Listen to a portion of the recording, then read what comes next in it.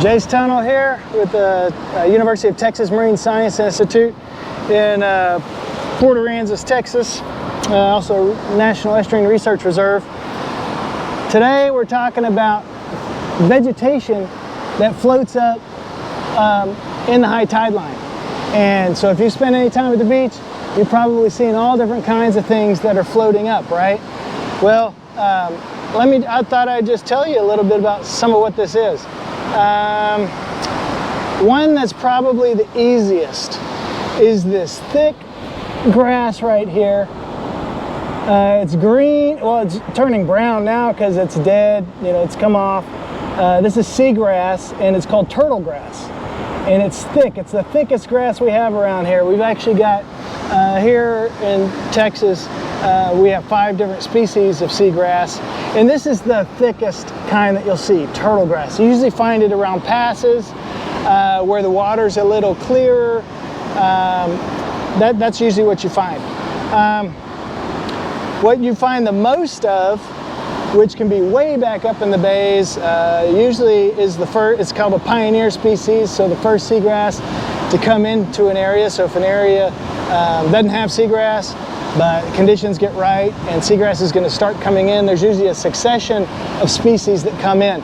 And this one right here is the first one that comes in. And this is Haliduli is the genus name. Shoal Grass is the common name of probably what you heard about. But if you're going across the Laguna Madre or the upper Laguna Madre or Corpus Christi Bay or up in Aransas Bay, Mesquite Bay, all those, what you're going to see a lot of is this right here, and that's a shoal grass.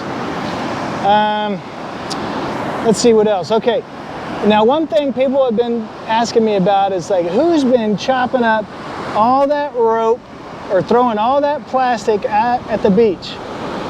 Well, I'm here to tell you that this isn't, it's not man-made. This is natural.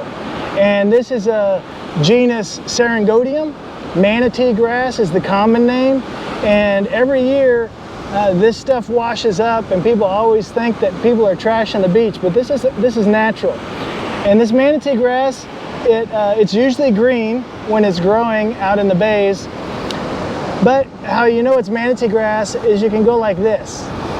It's round, and it breaks off in little pieces and then washes up. Now this is fairly recent. It's still a little yellow, but as the sun dries this out and it gets pushed back up on the beach, it will actually turn a pure white, and it looks like rope or something.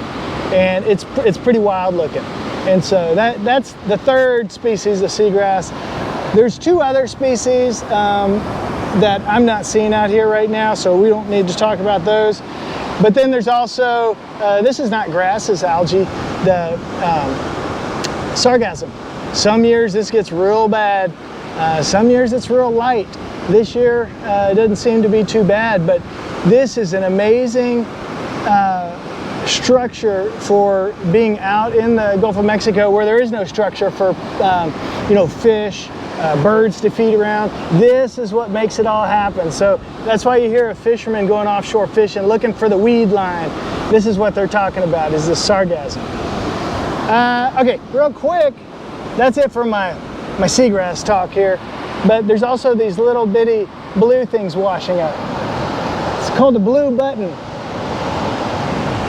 It's actually missing all its little tentacles, but it's a little jelly.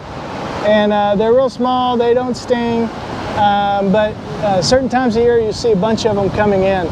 And so if you see the little blue thing, it's actually called a blue button. Easy to remember. Okay, with that, that's it for today's episode. We'll talk to you later. Bye.